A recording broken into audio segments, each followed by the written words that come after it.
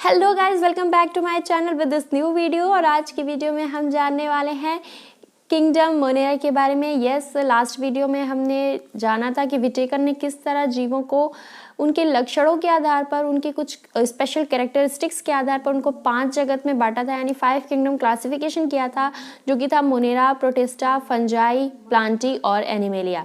तो आज हम किंगडम फर्स्ट यानी मोनेरा की बात करने वाले हैं। किंगडम मोनेरा में कौन से प्रकार के जीव आते हैं, उनके क्या लक्षण हैं, उनका आकार, उनकी संरचना कैसी होती है, इसके बारे में हम जानने वाले हैं।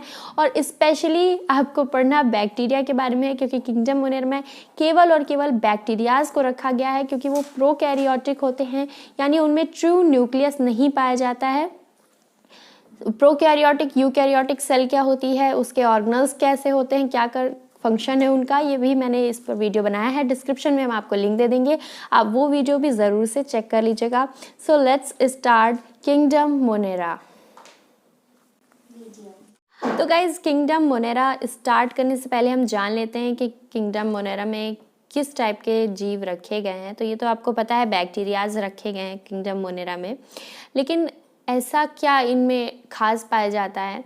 तो जो प्रोकैरियोटिक सारे जीव होते हैं ना, वो सारे के सारे जीव किंगडम मोनेरा के ही अंतर्गत आते हैं, यानी किंगडम मोनेरा के जीव ही प्रोकैरियोटिक जीव होते हैं। क्योंकि बाकी जितने आप किंगडम पढ़ोगे उन सब में जो जीव हैं वो यूकैरियोटिक है, यानी उनमें एक डेवलप्ड न्यूक्लियस है, जो कि एक न्यूक्लियर मेम्ब्रेन के अंदर है, और उसमें ATS टाइप के प्रोटीन सिस्टम है, यानी सब कुछ यूकैरियोटिक सेल जैसा सब स्ट्रक्चर रहेगा बाकी आने वाले सारे किंगडम्स के ऑर्गेनिजम्स में। तो जो प्रोकैरियोटिक जीव हैं वो सभी के सभी इन किंगडम मोनेरा में रखे गए हैं। इसी में आपके बैक्टीरियाज आते हैं, और ये सबसे प्रिमिटिव ऑर्गेनिजम्स माने जाते हैं, यानी सबसे शुरू के ऑर्गेनिजम्स जिनको माना गया कि आदिकाल से हैं इस पृथ्वी पर, उन्हें किंगडम मोनेरा में रखा गया है। इनकी संरचना बहुत ही ज़्यादा सरल, सबसे सरल संरचना के जीव यही हैं, क्योंकि जब इनके अंदर डेवलप्ड न्यूक्लियस नहीं है, इनके अंदर कोई भी सेल ऑर्गेनल्स नहीं है, तो इनकी संरचना बड़ी सिंपल सी रहती है। तो सबसे सरलतम संरचना वाले जीव भी हैं, सबसे प्रिमिटिव जीव हैं, और ये हर जगह पाए जाते हैं, यानी गर्म पानी के झरने में भी पाए जाएंगे, बर्फ़ वाले स्थानों पर भी पाए जाएंगे, जल, थल, वायु हर जगह पाए जाएंगे। तो ऐसे जीव हैं जो सर्वव्यापी हैं। ठीक है, अब हम देख लेते हैं किंगडम मोनेरा को 3 पार्ट में क्लासिफाइड किया गया है। पहले पार्ट में आपके आर्की बैक्टीरियाज आते हैं, जिन्हें एंशियंट बैक्टीरिया कहते हैं, जिन्हें जो सबसे पहले के बैक्टीरियाज हैं, जो भी पूरी तरह से वेल डेवलप्ड नहीं थे, वो बैक्टीरियाज आपके आर्की बैक्टीरिया में रखे गए हैं। नेक्स्ट आपका है यू बैक्टीरिया, यानी ट्रू बैक्टीरिया, जिसे हम बैक्टीरिया कहते हैं, वो हमारे यू बैक्टीरियाज होते हैं। ठीक है, और थर्ड आपके साइनो बैक्टीरियाज होते हैं। तो हम तीनों के बारे में डिटेल में जान लेते हैं। सबसे पहले शुरू करते हैं आर्की बैक्टीरियाज के बारे में। आर्की बैक्टीरियाज जो होते हैं उनका यू बैक्टीरिया से काफ़ी डिफरेंस होता है, उनका स्ट्रक्चर जो होता है वो यू बैक्टीरिया से काफ़ी अलग होता है। आर्की बैक्टीरियाज होते हैं, बैक्टीरिया में भी और आर्की बैक्टीरिया में भी सेल वॉल पाई जाती है। ठीक है, लेकिन वो सेल वॉल प्लांट सेल की तरह नहीं होती, सेलुलोज की बनी नहीं होती। तो जो आर्की बैक्टीरिया की सेल वॉल होती है वो होती है नॉन सेलुलोजिक पॉलीसेकेराइड्स की बनी हुई।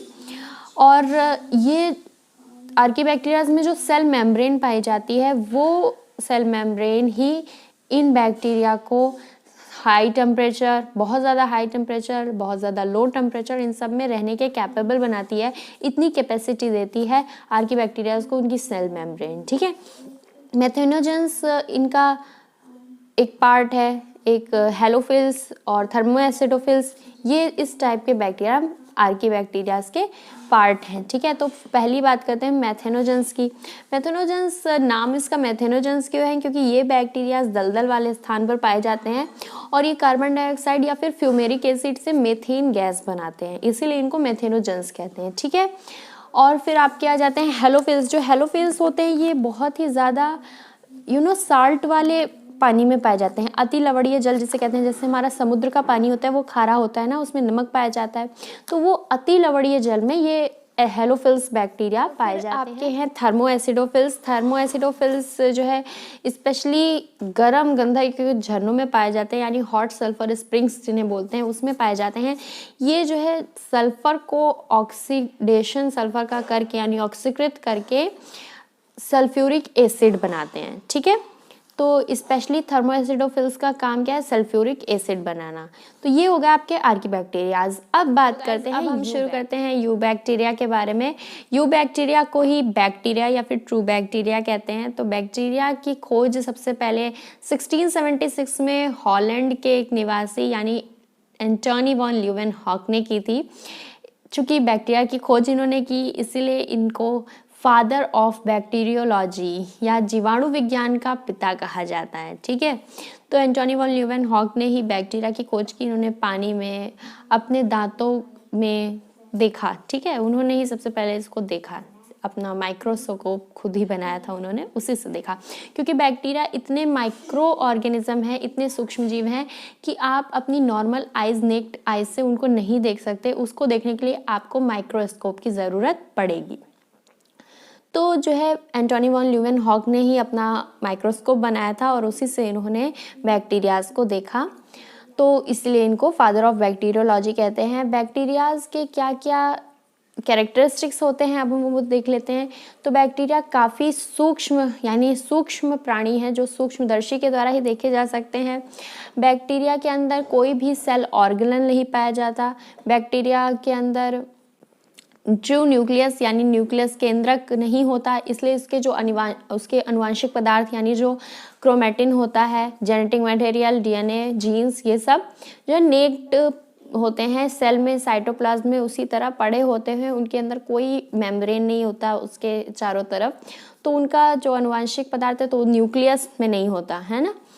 फिर जो बैक्टीरियाज होते हैं, मोस्टली बैक्टीरियाज जो होते हैं वो आपके सेप्रोफाइट्स होते हैं या फिर पैरासाइट्स होते हैं, यानी मृतोपजीवी, मृत प्राणियों पर निर्भर हैं, या फिर वो परपोषी हैं किसी लिविंग जीव के ऊपर यानी लिविंग ऑर्गेनिजम्स के ऊपर डिपेंड है।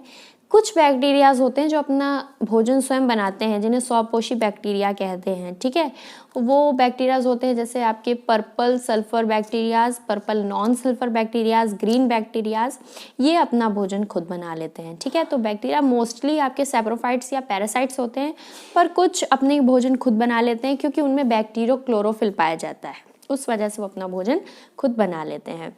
ठीक है, इनके अंदर कोई भी सेल ऑर्गेनल यानी gauzy body, endoplasmic reticulum, lysosome, mitochondria, ऐसा कुछ नहीं देखने को मिलता।